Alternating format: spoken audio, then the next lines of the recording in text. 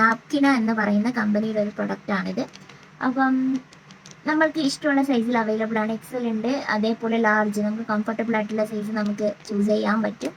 അപ്പം പൊതുവേ ഇങ്ങനെ പാഡ് ഞാൻ ഉപയോഗിക്കുന്ന ഒരു കമ്പനി മാറ്റി യൂസ് ചെയ്യാന്ന് പറയുന്നത് എനിക്ക് ഇച്ചിരി ബുദ്ധിമുട്ടാണ്. കാരണം കുറേ കൺഫ്യൂഷൻസ് ഉണ്ടാവും, അല്ലെങ്കിൽ കുറേ ഡൗട്ട്സ് ഒക്കെ ഉണ്ടാവാറുണ്ട്. പൊതുവേ നമ്മൾ ഇങ്ങനെ ഒ പിയിൽ ഇരിക്കുമ്പോഴൊക്കെ പറയുന്ന കാര്യമാണ് ആൾക്കാർ വന്നിട്ട് ഇച്ചിങ്, ചൊറിച്ചിൽ, അല്ലെങ്കിൽ അവിടെ റാഷ് വരുന്നു ഈ സാനിറ്ററി പാഡ്സ് യൂസ് ചെയ്യുമ്പോൾ എന്നൊക്കെ പറയാറുണ്ട്. അതെന്തുകൊണ്ടാണെന്ന് വെച്ചാൽ കൂടുതൽ പാഡുകളും ഭയങ്കര ഡേഞ്ചറസ് ആയിട്ടുള്ള സാധനങ്ങൾ ഉപയോഗിച്ചാണ് ഉണ്ടാക്കുന്നത്.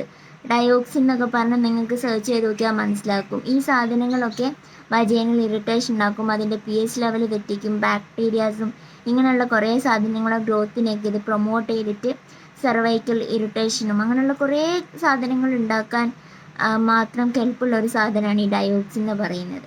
പക്ഷേ ഇവരുണ്ടാക്കിയേക്കുന്നത് ആണിയോൺ സ്ട്രിപ്പ് ഉപയോഗിച്ചിട്ടാണ്. ഇത് എന്താന്ന് വെച്ചാൽ ബാക്ടീരിയാസിനെ കൊല്ലാനും അതേപോലെ തന്നെ നമ്മളുടെ വജൈനൽ pH നിലനിർത്താനും ഒക്കെ ഹെൽപ്പ് ചെയ്യുന്ന ഒരു കാര്യമാണ് ആണിയോൺ സ്ട്രിപ്പ് എന്ന് പറയുന്നത്. അപ്പം ഇതും നിങ്ങൾക്ക് ഗൂഗിൾ ചെയ്താൽ മനസ്സിലാക്കാൻ പറ്റുന്ന കാര്യമാണ്.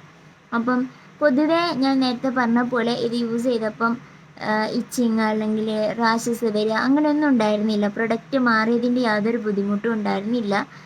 100 മുതൽ 150 ml ബ്ലഡ് വരെ ഇതിനെ അബ്സോർബ് ചെയ്യാൻ പറ്റുന്നുണ്ട്. അബ്സോർപ്ഷൻ അടിപൊളിയാണ്. നമുക്ക് ലീക്കേജ് അങ്ങനെയുള്ള ബുദ്ധിമുട്ടുകളൊന്നും ഉണ്ടായിട്ടില്ല. ഞാൻ ഉപയോഗിച്ച് നോക്കിയതിന് ശേഷമാണ് കേട്ടോ പറയുന്നത്. അതേപോലെ നമുക്ക് ചിലതൊക്കെ ഉപയോഗിക്കുമ്പോൾ ഭയങ്കര ചൂടായിരിക്കും, അല്ലെങ്കിൽ ഭയങ്കര തണുത്ത് ഈർപ്പം പോലെയൊക്കെ നമുക്ക് ഫീൽ ചെയ്യും അല്ലേ. പക്ഷെ ഇത് അങ്ങനെയുള്ള ഒരു ബുദ്ധിമുട്ടുണ്ടാക്കിയിട്ടില്ല എന്നുള്ളതാണ് സത്യം. പിന്നെ ചില പാടുകൾ എനിക്ക് ഭയങ്കര ബുദ്ധിമുട്ടാവുന്നത് എപ്പോഴാണെന്ന് വെച്ചാൽ സ്മെല്ല്.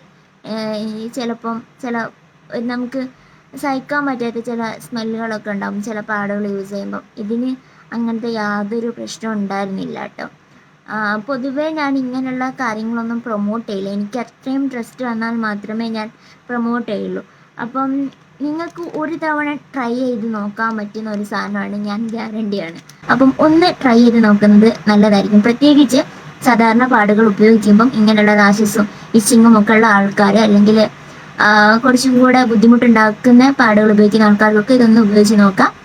അപ്പം അത്രയും ടാറ്റാ.